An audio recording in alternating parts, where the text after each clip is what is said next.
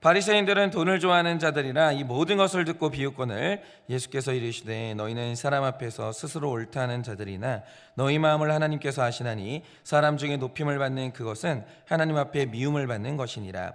율법과 선지자는 요한의 때까지요 그 후부터는 하나님 나라의 복음이 전파되어 사람마다 그리로 침입하느니라. 그러나 율법의 한 획이 떨어짐보다 천지가 없어짐이 쉬우리라. 다 같이 읽겠습니다. 무릇 자기 아내를 버리고 다른 데 장가드는 자도 간음함이요 무릇 버린다는 여자에게 장가드는 자도 간음함이니라. 아멘. 이 시간은 목사님 나오셔서 말씀 전하실 때 큰 은혜 받으시기 바랍니다.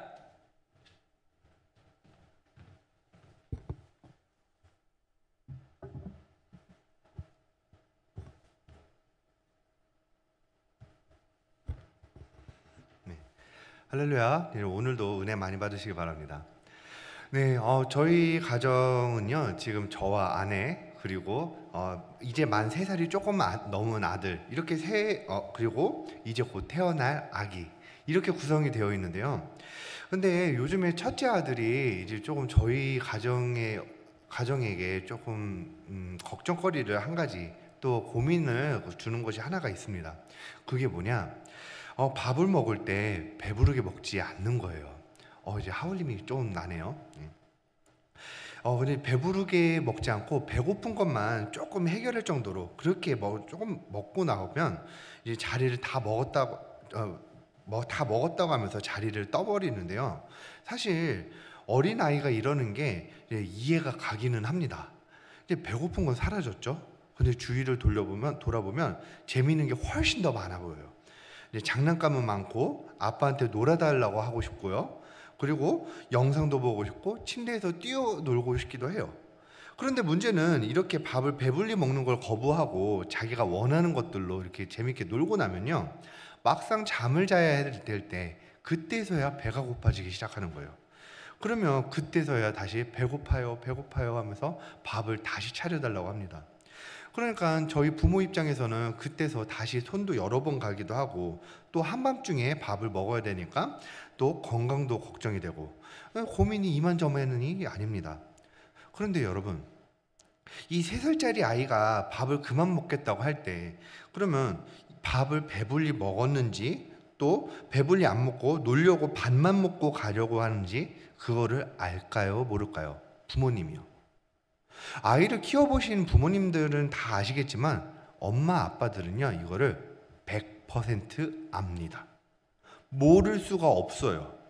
그런데 아이가 이렇게 말하면요 엄마 아빠들 입장에서는요 그냥 속아주는 거예요. 충분히 먹지 않은 것을 다 아는데 배부르다고 안 먹겠다고 하는 것을 억지로 붙잡고 또 억지로 먹일 수가 없어가지고 어쩔 수 없이 그냥 속아주는 겁니다. 저희 부부도 이제 어느 순간 결단을 하면서 한밤중에 밥을 다시 차려주는 것을 그만하려고 합니다.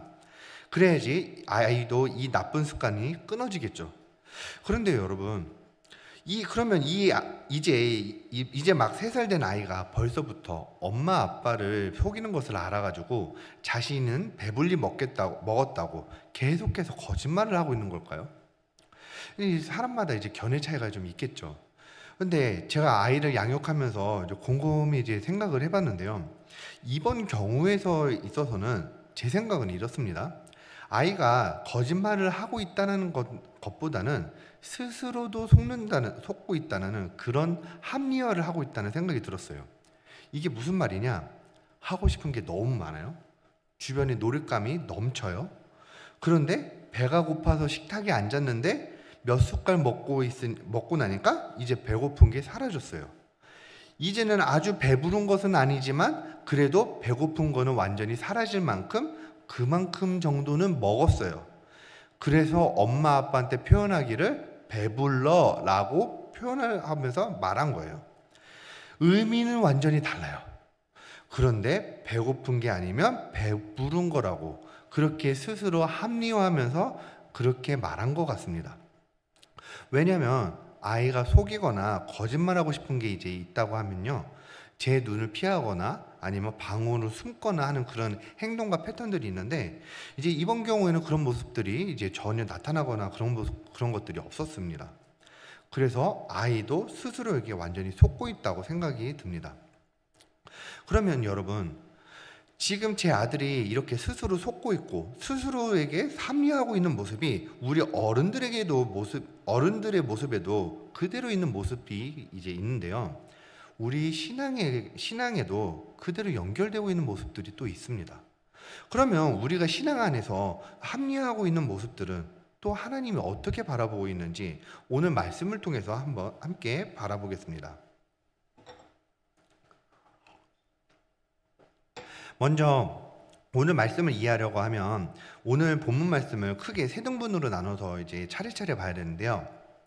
세 등분으로 나뉜 것은 큐티인에서 나온 단락처럼 14절에서 15절, 또 16절에서 17절, 그리고 18절 이렇게 총 세 단락으로 나눠져 있고요. 각 단락마다 말하고자 하는 메시지가 이어져서 나옵니다.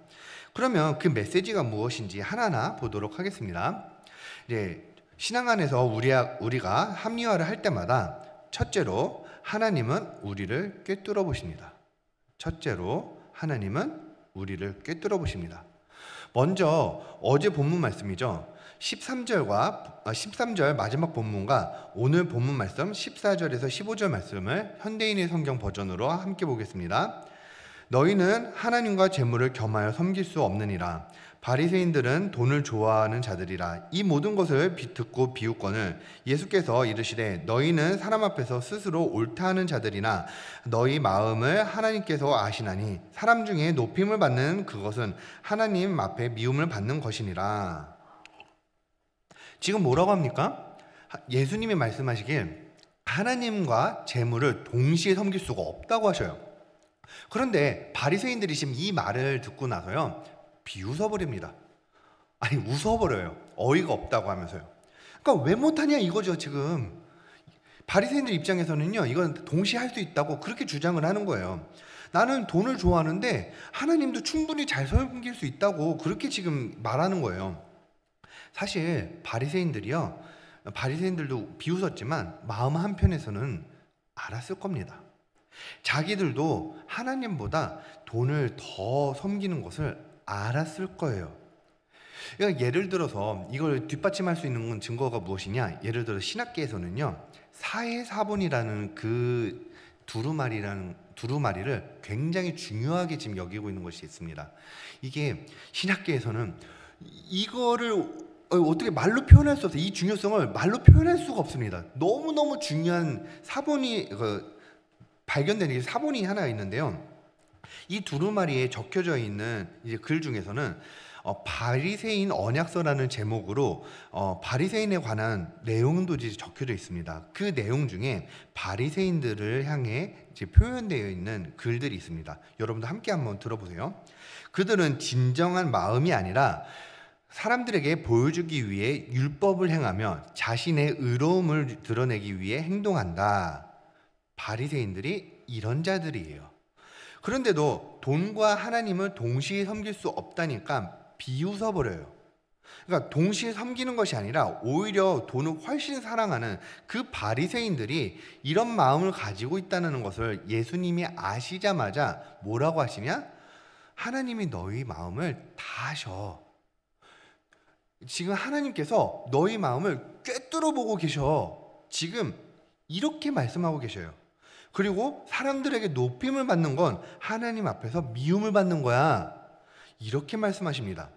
그러니까 하나님이 하나도 속지 않으시고 지금 꿰뚫어 보십니다. 지금 이어서 보겠습니다. 우리가 신앙 안에서 우리가 합리화를 할 때마다 둘째로 하나님이 우리의 기준이 되어 주십니다. 하나님이 우리의 기준이 되어 주십니다.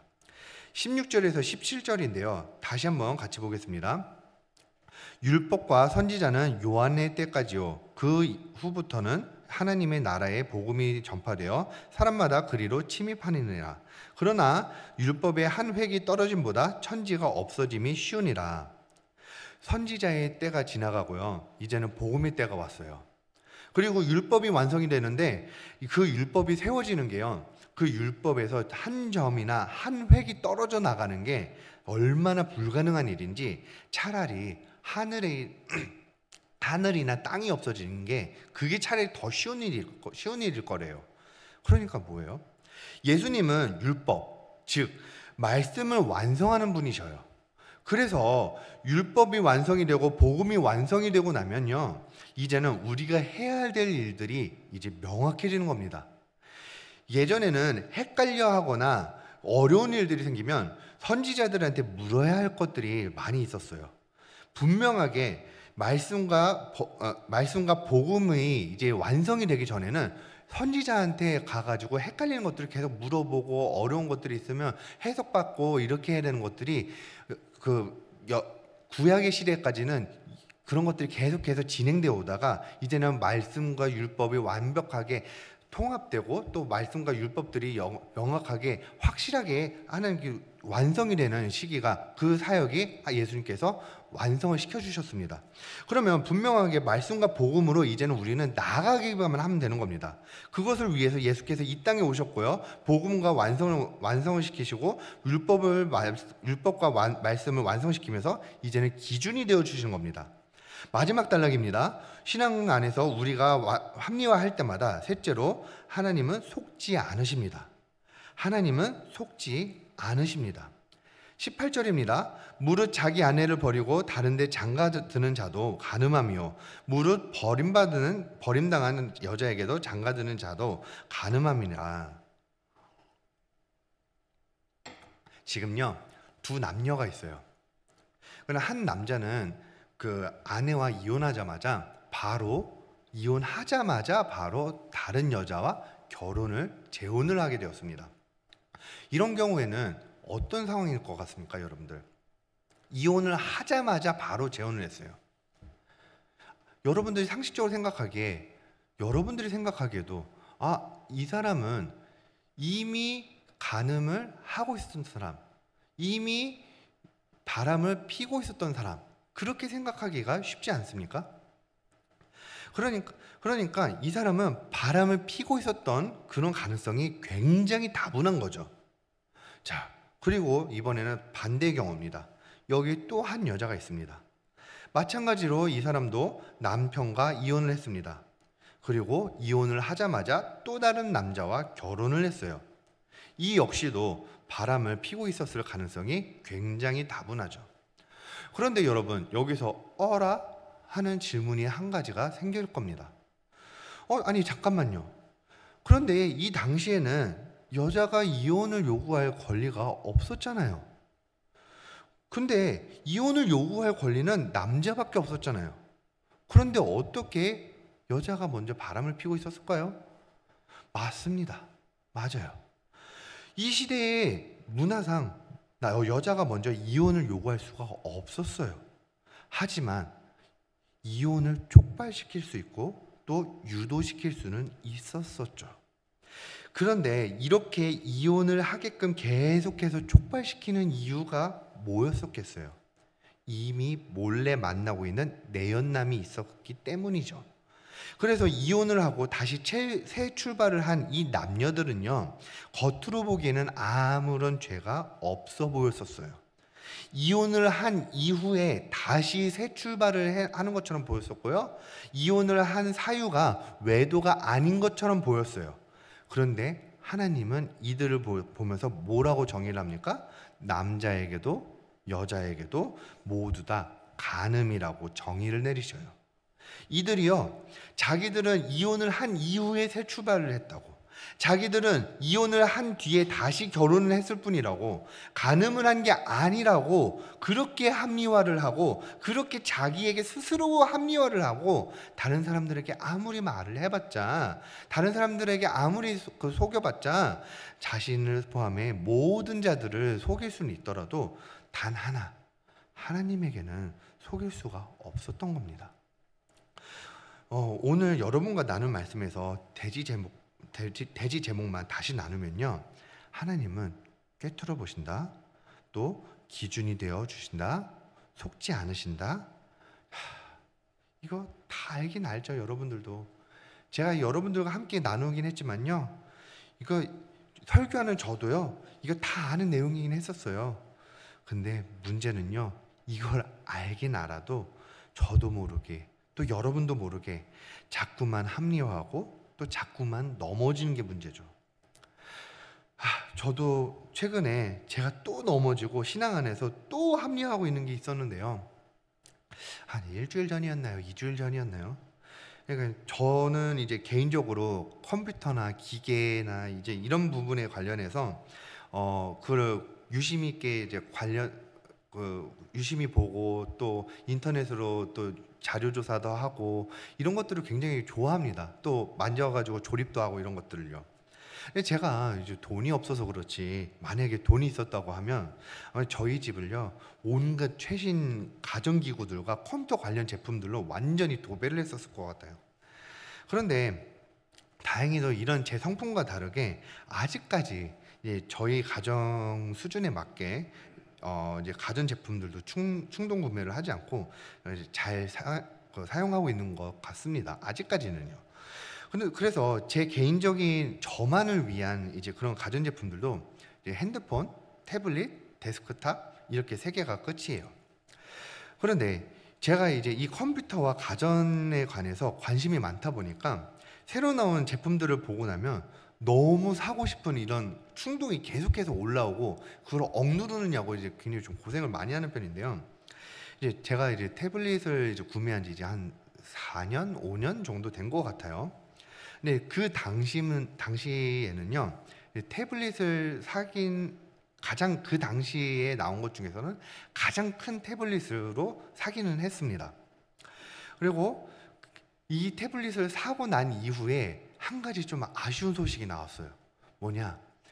이 태블릿을 사고 바로 다음 해에 이것보다 한 사이즈 더 큰 게 나와버린 거예요. 근데 그게 너무 좋아 보이는 거죠. 제가 가진 것보다 훨씬 더 크고요. 그리고 CPU하고 램까지 더 좋아지면서 연산 속도도 그렇고 그러니까 여러 가지로 비교가 안 될 정도로 훨씬 더 좋아진 겁니다. 그러니까 제가 알기 전에는 이 태블릿으로 제가 이 소식을 알기 전에 이 태블릿을 지금보다는 한 5년 정도는 더 쓰려고 했었는데 이거 미치도록 바꾸고 싶은 거예요. 그래서 제 머릿속에 이제 이 이후로 계속해서 드는 생각이 뭐냐, 그리고 머릿속에 딱 박히는 생각이 뭐냐, 이거는 언젠가는 바꿔야 되는 거다. 그리고 내가 설교를 하는 사람으로서 이거는 내가 또 꼭 바꿔야 되는 게 하나가 있다. 이거는 내 욕심이 아니라 하나님 나라를 위해서 내가 이거 바꿔야 되겠다. 이게 무슨 말이냐, 내가 이거는 헌신을 하고 투자를 해야 되는 것인데 이게 무슨 말이냐면요, 제가 화요일마다 설교를 해야 되지 않습니까? 근데 지금도 그렇지만 한 가지 안 고쳐지는 습관이 하나가 있습니다. 그게 뭐냐면요, 이 설교문에서 제가 눈을 잘 못 떼겠어요. 그러니까 설교문을 보기도 해야 하지만 설교문에 너무 매여 있는 것이 제가 이제 습관이 되어 있어가지고 잘 안 되는 거예요. 이 태블릿이 작아서 그런지 이제 태블릿에서 눈을 떼기가 너무 힘든 겁니다. 그래서 드는 생각이, 됐다. 이거는 사인이다. 태블릿이 크면 좀 좋아지겠지. 태블릿에 너무 매여 있지 않고 살짝씩만 보고 앞을 더 많이 보겠지. 그러니까 이거는 설교자로서 이거는 투자하는 거지 절대 사치가 아니다. 이거는 내 욕심이 아니고 이건 하나님의 나라를 위한 내 헌신이다. 이렇게 생각이 드는 겁니다. 그렇지 않습니까, 여러분? 이건 헌신이지 않습니까? 그러니까 이렇게 확신에 가까운 합리화를 스스로 하고 저도 이제 계획을 짜고 있었던 거죠. 근데 거기서 제가 또 혹시나 누군가가 말릴까봐 목장에도 이제 말하지 않고 저 혼자 기도하고 확신에 가까운 생각으로 이제 계획을 짜고 저지를 생각을 하고 있었던 거죠. 그래서 계획을 짜면서 이제 가격대를 알아보고 어떻게 이 금액을 마련할까 고민도 하고, 또 아내에게 허락을 받는 것보다는 용서를 구하는 게 더 쉽다는 생각에 등짝 맞을 각오도 미리 각오를 하고요. 그리고 이런저런 계획을 짜고 있었죠. 그런데 마침 이제 우리 교회 집사님 중에 제가 딱 원하는 그 태블릿을 사용하는 집사님이 계셨거든요. 그래서 그 집사님에게 양해를 구하고 제 태블릿하고 지금 이 태블릿하고 그 집사님의 태블릿하고 서로 맞대서 크기 차이도 직접 비교도 해보고요. 그 집사님에게 실사용 후기도 물어보곤 했었어요. 그리고 이 집사님도 이제 컴퓨터와 가전제품에 관련해서 굉장히 잘 아시거든요. 심지어 이분은 이제 컴퓨터 관련해 가지고 저보다도 훨씬 더 잘하셔요. 그래서 저보다도 더 잘 알려주실 것만 같았었거든요. 그래서 어떠셔요? 이거 사용해 보니까 어떤 게 훨씬 더 좋으셔요? 저는 얼마나 좋은지를 이제 물어봤어요. 그런데 이분의 대답이 뭐냐? 이게 왜 필요하세요? 어떤 것 때문에 필요하신 거예요? 갑자기 엉뚱한 질문을 역으로 하시는 거예요. 그래서 제가 말했죠. 설교를 위해서 필요한 것 같습니다. 또 이거는 제가 투자를 해야 되는 것 같습니다. 이렇게 물어보시더니만 갑자기 사지 말라고 하시는 거예요. 아니, 아직 지금 쓰고 있는 태블릿이 수명을 다하지도 않았고, 이것은 태블릿을 바꾸는 건 그건 투자가 아니라 훈련을 해야 하는 영역인 것 같다면서 몇백만 원 하는 것을 그렇게 덥석덥석 사지 말라고 그렇게 조언을 주시더라고요.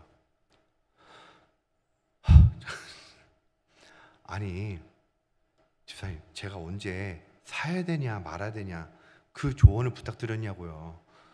아니, 태블릿이 얼마나 좋은지 그걸 물어봤는데 참 본인은 좋은 거 쓰시면서 참 아니, 그런데요 여러분, 제가 그분 말씀을 듣고 처음에는 안 받아들여졌는데요, 나중에 차근차근 다시 묵상을 하면서 이분 말씀을 들으면서 또 생각을 하다 보니까요, 오늘 말씀을 또 다시 또 보면서 묵상을 하다 보니까요, 합리화를 할 때 하나님께서 어떻게 말씀하신다고 하셨습니까? 꿰뚫어 보시고 기준이 되어 주시고 또 속지 않으신다고 하셨어요. 그런데 저는 그 비싼 태블릿을 너무 사고 싶은데요, 제가 사고 싶은 건데 사역을 위해서 필요한 거라고 하면서 그렇게 합리화하고 자기 최면을 걸어서 묻지도 않고 결정을 하려고 하니까 이제는 나보다도 기계 쪽으로 더 잘 아는 공동체를 붙여주시면서까지 말리시는 거예요. 그런데 그분도 영성이 있으시니까 저에게 하시는 말씀 하나하나가 이건 설교를 위한 투자가 아니라 내 욕심을 합리화하는 거라면서 꿰뚫어 보시고 공동체로서 기준이 되어 주셨고 속지 않으셨어요. 그리고 제가 이 설교문을 쓰고서 사실은 담임 목사님하고도 이제 이 설교문을 나눴었거든요. 그러니까 담임 목사님도 이제 제가 설교자로서 이제 발전하시기를 굉장히 응원해 주시고 또 많이 격려도 해주시거든요. 그래서 목사님도 이제 걱정이 되셔가지고 태블릿이 어떠냐 한번 이제 이야기를 해주셨거든요. 진지하게 이제 보여주시는데 목사님 태블릿보다 제가 살짝 작아요. 서로 맞대어도 보고 실제로 켜봤는데 걱정을 해주시다가 딱 실제로 켜서 보니까 야, 이 정도면 충분했다. 이거는 기능상 문제가 생기기 전까지는 계속해서 이걸로 사용하고 바꾸지 말아라 라고 적용으로까지 주시더라고요. 걱정해 주실 마시던가요, 목사님. 이런 생각까지 들더라고요. 결국에는 저는 이거를 수명이 닿을 때까지 쓰게 생겼습니다. 어쩔 수가 없어요. 여러분, 오늘 말씀에서 나온 하나님이 저에게 공동체로 오셔가지고 그 집사님과 목사님까지 이렇게 공동체로 오셔가지고 말씀을 해주셨습니다. 아마도 이 두 분을 통해서, 이 공동체를 통해서 저에게 말씀을 안 해주셨다고 하면 아마도 저는 아내 몰래 또 돈사고를 쳤겠죠. 이렇게 아내 몰래 좋은 태블릿을 사고서 설교를 할 때 정면을 바라보면서 저는 좋은 설교를 한다고 그렇게 모양으로 그렇게 해봤자 그게 무슨 의미가 있을까요? 뒤에서 가정에다가 그렇게 죄를 지어놓고서 그렇게 좋은 설교를 하는 척을 해봤자 가정에서는 그렇게 싸움을 일으켜놓고 그렇게 죄를 지어놓고 그런 위선적인 모습을 보여봤자 하나님께서 그 설교를 기쁘게 받으실까요? 여러분, 바로 이겁니다. 우리는 나도 모르게 자꾸만 합리화하고 자기 최면으로 나도 속고 그리고 남도 속이는 것들이 참으로 많습니다. 그런데 하나님께서 이걸 말씀해 주시는 가장 좋은 구조를 우리에게 선물해 주셨습니다. 그게 바로 공동체입니다. 예수의 이름으로 모인 그 공동체는요, 예수님께서 두세 사람이 모인 곳에 나도 있겠다고 하시면서 하나님도 그 자리에 함께 있으시고, 그리고 함께 모인 그 자리에서부터 이제는 나도 모르게 합리화하고 있는 것을 모두 꿰뚫어 보시고 말씀으로 기준이 되어 주시고 속지 않게 도와주고 계십니다. 그래서 여러분, 그래서 공동체 모임에 힘써야 하는 것입니다. 여러분, 그래서 목장 모임에 목숨을 걸어야 하는 것입니다. 혹시나 여러분께서 아직 목장 모임 때 말하지 못하고 있는 것들이 있거나 오픈하지 못한 것들이 있다고 하면 이제는 오픈하시어서 내가 합리화하면 나가지 않고 있는 것이 있는지, 나도 모르게 속지 않고 있는 것이 있지는 않은지 모두 점검받으며 나아가시는 여러분들 되시길 주님의 이름으로 축복합니다. 기도하고 축도함으로 예배를 마칩니다.